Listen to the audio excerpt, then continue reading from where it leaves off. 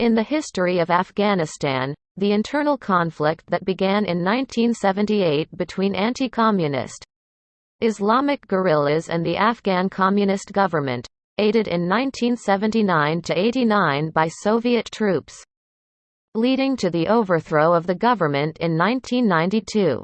More broadly, the term also encompasses military activity within Afghanistan after 1992, but apart from the Afghanistan War, 2001–14, a U.S.-led invasion launched in response to the September 11 attacks on the United States in 2001. By this broader definition, many analysts consider the internal Afghan war as lasting well into the 21st century and overlapping with the U.S.-led Afghanistan War. The roots of the war lay in the overthrow of the centrist government of President Mohammad Dad Khan in April 1978 by left-wing military officers led by Nur Muhammad Taraki. Power was thereafter shared by two Marxist-Leninist political groups, the People's Khalq Party and the Banner Parcham Party, which had earlier emerged from a single organization, the People's Democratic Party of Afghanistan, and had reunited in an uneasy coalition shortly before the coup. The new government, which had little popular support, forged close ties with the Soviet Union, launched ruthless purges of all domestic opposition, and began extensive land and social reforms that were bitterly resented by the devoutly Muslim and largely anti-communist population. Insurgencies arose against the government among both tribal and urban groups, and all of these, known collectively as the Mujahideen, Arabic Mujahideen, those who engage in jihad, were Islamic in orientation. These uprisings, along with internal fighting and coups within the government between the People's and Banner factions, prompted the Soviets to invade the country in December 1979, sending in some 30,000 troops and toppling the short-lived presidency of People's leader Hafizullah Amin. The aim of the Soviet operation was to prop up their new but faltering client state, now headed by Banner leader Babrak Karmal, but the Mujahideen rebellion grew in response, spreading to all parts of the country. The Soviets initially left the suppression of the rebellion to the Afghan army, but the latter was beset by mass desertions and remained largely ineffective throughout the war. The Afghan war quickly settled down into a stalemate, with about 100,000 Soviet troops controlling the cities, larger towns, and major garrisons, and the Mujahideen moving with relative freedom throughout the countryside. Soviet troops tried to crush the insurgency by various tactics, but the guerrillas generally eluded their attacks. The Soviets then attempted to eliminate the Mujahideen civilian support by bombing and depopulating the rural areas. These tactics sparked a massive flight from the countryside. By 1982, some 2.8 million Afghans had sought asylum in Pakistan, and another 1.5 million had fled to Iran. The Mujahideen were eventually able to neutralize Soviet air power through the use of shoulder-fired anti-aircraft missiles supplied by the Soviet Union's Cold War adversary, the United States.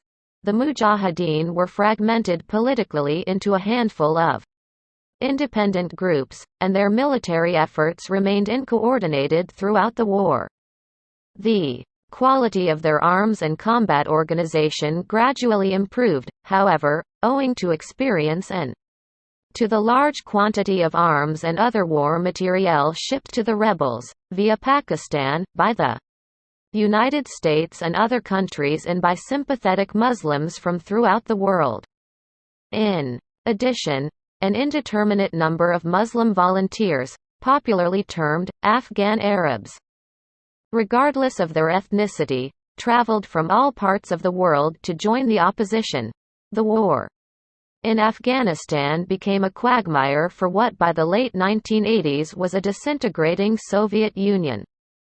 The Soviets suffered some 15,000 dead and many more injured.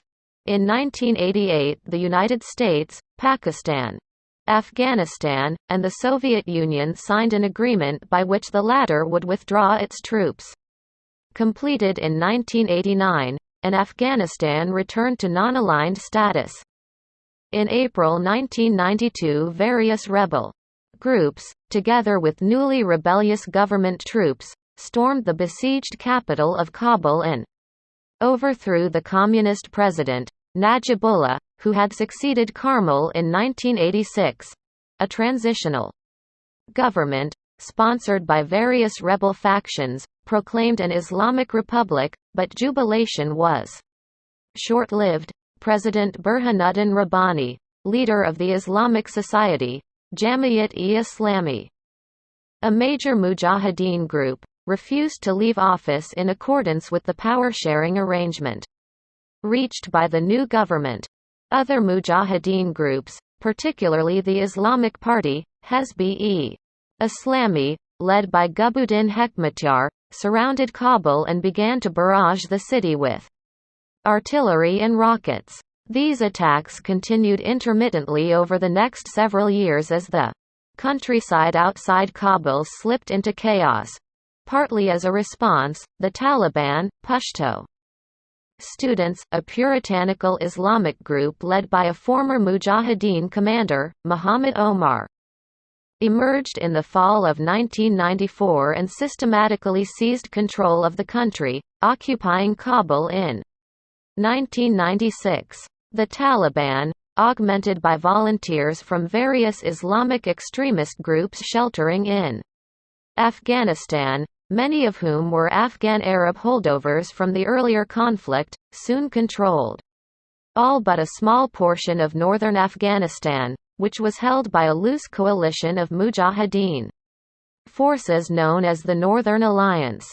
Fighting continued at a stalemate until 2001, when the Taliban refused demands by the U.S. government to extradite Saudi Arabian exile Osama bin Laden, the leader of an Islamic extremist group, Al-Qaeda, which had close ties with the Taliban and was accused of having launched terrorist attacks against the United States, including the group of devastating strikes on September 11. Subsequently, U.S. Special Operations Forces, allied with Northern Alliance fighters, launched a series of military operations in Afghanistan that drove the Taliban from power by early December. See Afghanistan War. After a period of transitional interim government, a republic was established in 2004, but the new government struggled well into the 21st century to secure centralized authority over the country against a powerful Taliban insurgency. Afghanistan has never conducted a full census, and it is thus difficult to gauge the number of casualties suffered in the country since the outbreak of fighting.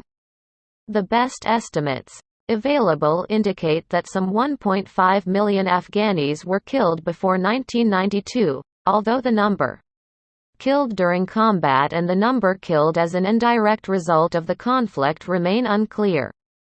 The casualty rate after 1992 is even less precise. Many thousands were killed as a direct result of factional fighting. Hundreds or thousands of prisoners and civilians were executed by tribal, ethnic, or religious rivals, and a large number of combatants, and some non-combatants, were killed during the U.S. offensive. Moreover, tens of thousands died of starvation or of a variety of diseases, many of which in less troubled times could have been easily treated, and hundreds of thousands were killed or injured by the numerous landmines in the country. Afghanistan was, by the end of the 20th century, one of the most heavily mined countries in the world, and vast quantities of unexploded ordnance littered the countryside. The number of Afghan refugees living abroad fluctuated over the years with the fighting and reached a peak of some 6 million people in the late 1980s.